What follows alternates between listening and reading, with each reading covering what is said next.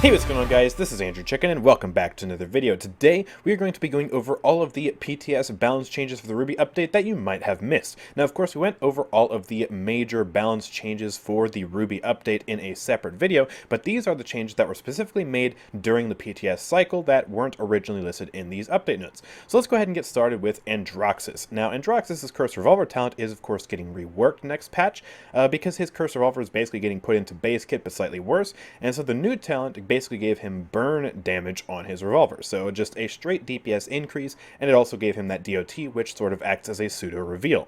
And the maximum damage per hit has gone from 50 down to 30, so they are significantly reducing the damage of this talent, but it'll still be a talent where you just pick it to do more damage on your primary shots, and of course that reveal will be very, very helpful. Up next, we have Buck and his Stomping Ground card. Of course, Stomping Ground is one of the many cards next update that are getting changed, and it basically is getting changed from being an on-kill effect to an on-elimination effect. Now, that is not changing, but what is changing is the scaling value of this card. It's going up from 12 to 14 per tick, because basically every single one of these cards got nerfed in some way, typically going from 50 down to 40, but of course in a niche case like Buck's, where it originally capped out at 75, they brought it all the way down to 60, but now it will cap out at 70%, which is pretty huge. It's a very, very big deal, so you're almost going to have the exact same value out of Stomping Ground now when you get a kill, but of course if someone steals your kill, you're still going to get your cooldown reset, which is absolutely insane. Corvus's Crushing Expectations card is the card that gives his teammates movement speed whenever he marks them. That card got nerfed down to 2.5% on the PTS, and they are reverting that nerf so it will go back up to 3% per tier, capping out at 15% movement speed, so you don't have to worry about this card getting any weaker next patch. And now it is time for my personal favorite change of the PTS update. Killing Frost, the card for Eevee that resets the cooldown of her sword whenever she gets a kill, got changed, like all other cards, to be on elimination, but they reduced the scaling value down to 13% per tick, which was a major nerf. They almost cut it in half.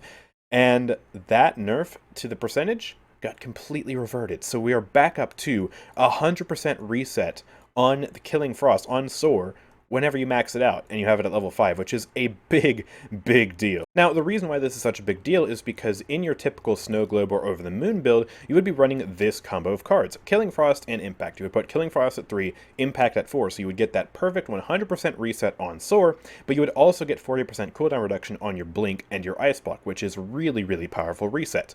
Next patch, before they made the reversion to Killing Frost, where it scaled by 13%, you would have to put Impact at level 5, and then you would also have to put a point into Killing Frost to get 97% cooldown reduction on your sword, which is just not a fun number.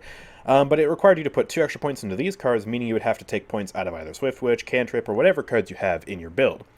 But with this change, all that you have to do now is put Impact 1 level higher. This card will be 40%, this will be 60%, you'll have that perfect 100% reset, so the numbers are very nice again, and you'll only have to take 1 point out of something like Swift Witch or Cantrip, which is probably what I'll do. I'll probably take a point out of Cantrip, and there you go.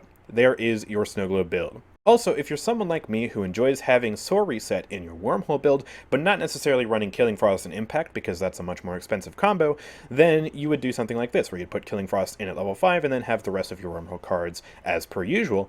Next patch, before the reversion, this would not be possible. You would only get 65% cooldown reduction on Soar, but, well, that's being reverted, so you can keep this style of build.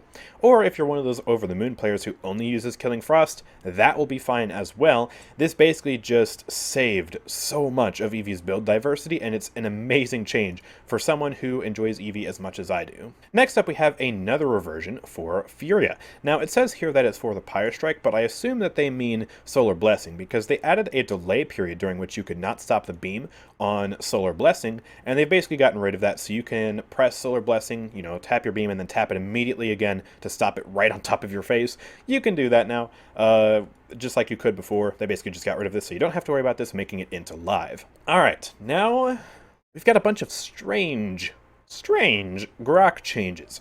As someone who likes Grok, I must say I'm a bit perplexed by these changes. So his base Lightning Staff and his base Healing Totem are both getting nerfed. So Lightning Staff is getting 5 damage taken off of its damage per hit at base, so it now starts at 70, and his Healing Totem got 30 healing per second removed from it. For some reason. It's a really weird change. So he's going to be a less effective healer now at base, and he's going to do less damage at base. This especially hits Totemic Ward really hard, because Totemic Ward scales off of a percentage of his healing totem's healing output. So by nerfing his healing totem at base, you're also nerfing the healing output that Totemic Ward can output. So yeah, indirect nerf to Totemic Ward, and also because it's his hybrid talent, it means that you're going to be doing less damage as well. It's just nerfs all around to Totemic Ward, and also a nerf to his heal build with Spirit's Domain, and also a nerf to Maelstrom's Self-Sustain. Totemic Ward also got its area of effect bonus reduced from 25 down to 20, so smaller totems now, although still bigger than base, so Totemic Ward will still be good for that. I don't know why I couldn't say that. And then Maelstrom, this is the really, really weird thing, in my opinion. It just buffs the damage of the Lightning Staff back up to 75. I don't understand. So this is his damage talent, and obviously it's supposed to make him do more damage, but Maelstrom was, really strong. It is really strong. And so if anything, you would think that they would make it do less damage, and then keep the damage at base for his other builds, or you just wouldn't, have that reversion specifically for Maelstrom, like you would just leave it at 70 for all talents. It's really, really strange. It's not how I would go about nerfing Grok, necessarily. I don't know. I don't understand. Grok's going to feel weird to play next patch with these reduced healing totems and this reduced damage per hit. Maelstrom's going to feel effectively the same, although the self-sustain will be lower because of the healing totem nerf. And poor Totemic Ward players, man. Poor Totemic Ward players. They are the biggest losers of the bunch this update. Yeah, really, really strange. At least Spirit's Domain still has that healing buff, but I just don't get what they're doing with Grok right now. Now, Canessa is getting 2 of her planned nerfs reverted. They are reverting the jump and accuracy penalty on the sniper rifle, and they are reverting the pre-fire on Headhunter. Now, I have to say, these never actually made it into the PTS as far as I'm aware. I played on the PTS as soon as it was out, and when I tested Canessa in the shooting range, neither of these were there, so I don't even think they were implemented in the first place. So it's not really a reversion, it's just they're updating us to let us know that, the thing that they plan to do, they didn't do, and then they're just not going to do it. And then also power supply. This is actually a change that I was thinking they should do. They are increasing the time before this card can activate again after activation by 15 seconds. So going from 15 seconds to 30 seconds, doubling the internal cooldown. This is what I thought they should have done with power supply originally, instead of the other nerf they gave it, where I think they just made the health threshold lower. Because, yeah, power supply, it's a good card in theory, and, it's very, very powerful, especially with a reposition build, but it's just a bit too spammy, I feel. And so this will literally make it half as spammable. You won't be able to spam this nearly as much now. So if you're a flanker trying to dive a Canessa, you'll have a much greater chance of just not having her escape as hard, because she won't have 2 teleports, she'll only have 1, at least half the time now. So yeah, this is a pretty good nerf to power supply to keep it in check. Now Mako is getting a change that at face value might seem really, really weird, but as someone who's played a lot of Mako, I think this actually makes a lot of sense.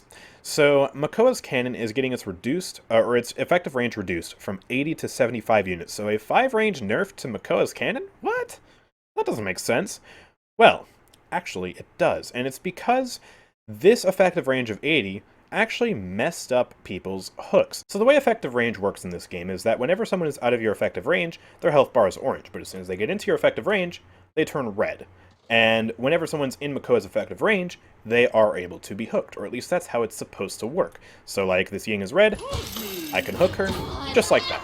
Now, Mako's cannon, of course, has an 80 unit effective range, but the Dreadjanker actually only has a range of 75 units. So there is a 5 unit difference between these two, meaning at those final 5 units, they could look like they're in your effective range, but you won't actually be able to hook them. And as you can see here, this Ying is just barely in my effective range, but I can't hook her. And that's exactly what this problem is, basically. They're in my effective range for my cannon, but they're not in effective range for my hook. In fact, I don't think I can hook this Victor either. Yeah, I can't, even though clearly he's in my effective range.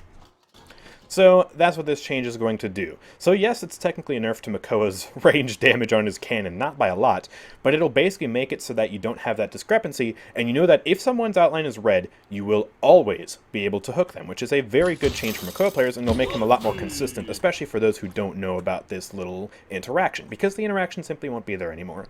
So this is actually sort of a buff, but technically a nerf. It's weird.